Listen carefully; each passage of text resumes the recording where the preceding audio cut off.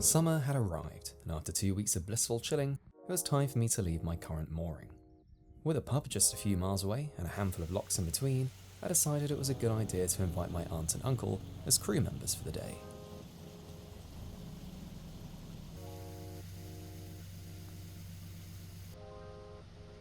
As with their previous voyage, they brought the sunshine with them and earned their bed for the night by doing all the locks. I won't say which one of them was more useful. We then set off to the pub for a boozy dinner. I don't have any footage from the meal, but I do have clips from the walk there. And the walk back. Fortunately, no life rings were needed. We were able to say goodnight to the ducks and head to sleep. The ducks enjoyed their bedtime oats so much that they returned for breakfast and left me an excellent review on TripAdvisor, as did my aunt and uncle. And with Pooh 6 now in cruising mode, the next weekend I invited a group of friends to visit and assist me on my journey to the next canal side pub.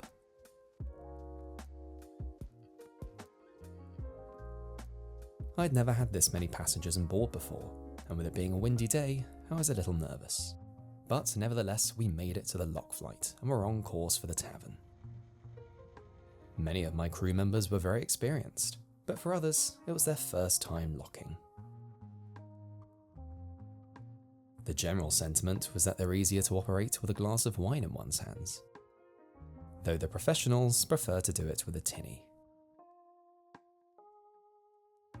We moored up and enjoyed a beautiful sunset, and then naturally, it was time to light up the pizza oven. Getting away from the smoky smoke? Of course. I think it's kind of pretty. With this only being a 2-night mooring, I then moved on slightly and enjoyed English summer doing what it does best: rain. That being said though, the spot I found managed to retain a decent level of charm, and the vibes were further improved by a new set of ducklings arriving, also hungry for some oats. Maximal daylight hours means maximum time for activity, and I spent many afternoons cycling along the towpath and exploring the route ahead. I continued paddleboarding and took up litter picking as I went, and as always, hosted many wonderful guests.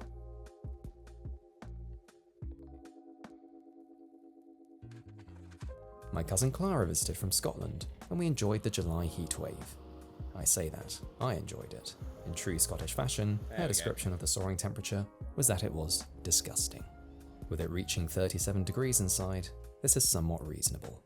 Nevertheless, we embraced the sun by pottering about in the paddleboards, and then made voyage to Bletchley. So it turns out you actually have to rush past before they get you. This is what they do, is they steal boats from the water as you're cruising. They catch you, and then the next thing you know, you're in the air and there's nothing your propeller can do. As a mathematician, I couldn't deny my urge to visit Bletchley Park and check out the bomb machines before continuing to Milton Keynes.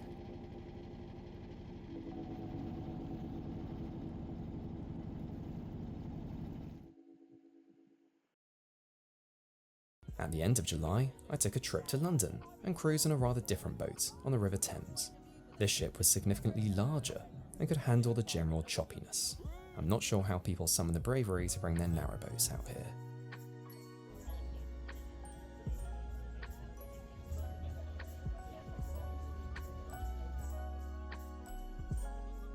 Anyway, it all felt somewhat adulterous, and I promptly returned to my own vessel.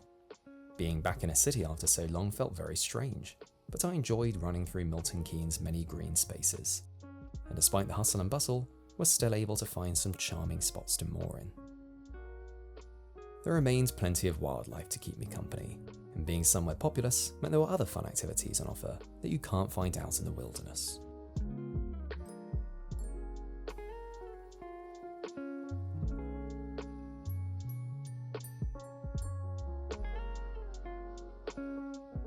For some reason, the canal billed as an MK, the locals call it MK, though admittedly at the time which the canal was built MK didn't even exist, decided to opt for aqueducts over locks. They skipped out on putting a railing in, however. You can see here that I was not a strong advocate for standing by the edge in high winds. I suppose a water bridge is necessary when the canal and nearby river, in this case the Great Ouse, need to intersect each other at right angles. And being so close to the river, I decided I may as well take my paddleboard onto some uncharted territory, and it was certainly a novel experience.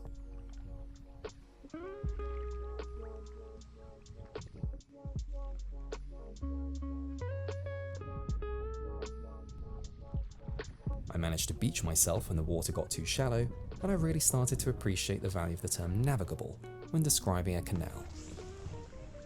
It was nice to get a 360 view of the aqueduct, however.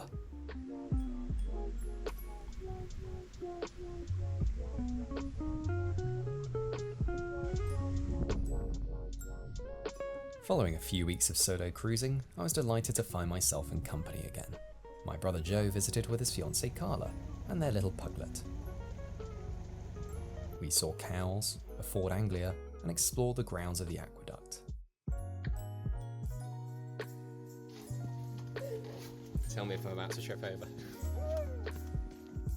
We then found a nice spot to moor in and naturally got out the paddleboards. You may be starting to think that this is all I do. I feel like you're constantly kind of stabilising as well.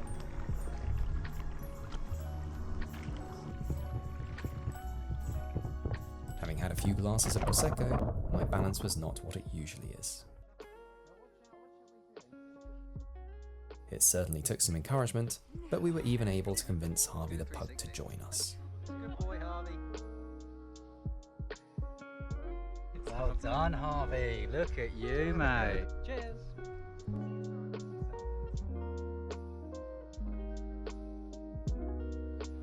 It's your daddy, Harvey. This had all the makings of a relaxing afternoon in the sun, though one mustn't forget to keep an eye out for the canal traffic. Oh, boat coming. Boat coming. This is extreme traffic. Oh no. He's cheating, isn't he? Freeloader, Harvey.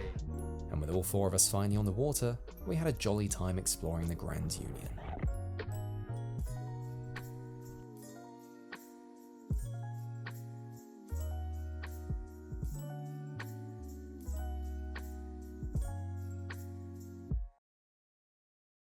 The next day, my brother Tom and his partner Fran joined us, and quite regrettably, they did not bring the sunshine with them this time. After tackling 7 locks in just over an hour, a cracking effort, we then proceeded to venture through Blisworth Tunnel, a 1.8 mile stretch of spookiness which transported us to a distant land which was actually sunny. Joe, Carla and Harvey set off home, and Tom, Fran and I enjoyed a tranquil sunset. With no towpath going through the tunnel, and the only way back beyond being either by boat or cycling over a big hill, I felt like I had entered a new world. The canal dwellers all seemed to have aged about 30 years on average, and there was nothing but farmland for miles, and, quite unusually, there was a questionable shortage of ducks. That being said though, the Terrapins have managed to conquer their way thus far.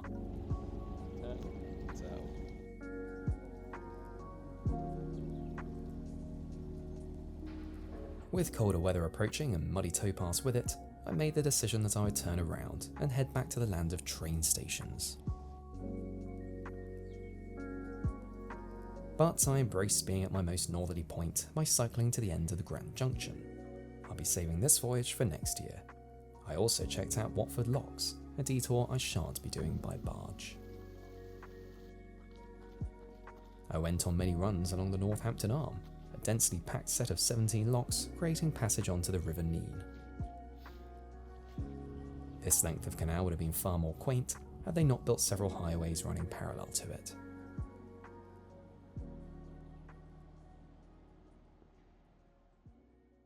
Living on a boat is always a fun learning experience. I feel like you never truly know your vessel. Today, I discovered something. The ways I get hot water on the boat is either by running the engine. I can also just turn on the radiators. As it happens, my radiators are broken, but I also don't run the engine loads. I get loads of solar this time of year. Too much solar. So I thought what would be really clever is if I got some sort of electric water heater so that I could just flick a switch and then use electricity to get hot water. It turns out that actually such a thing already exists, and I literally just had to touch that switch right there. 2 years I've been living on this boat, and I just didn't think about what that button might do There's actually a button next to it. I don't know what that does either. All summer, I've been having cold showers. I could have been having hot showers for free. That's been my morning. With the weather taking a sudden decline in September, I moved on to indoor activities such as baking. A number of chimneys started producing smoke on the boats lining the towpath, and it was clear that the chillier seasons were on their way. I stocked up on coal from a passing fuel boat, arranged a massive Tesco delivery to a nearby car park, and put on Douglas's scarf. With the nights drawing in, summer was indeed making way for cosy season. It felt short-lived this year, but I had a nice time and made some great memories with friends and family.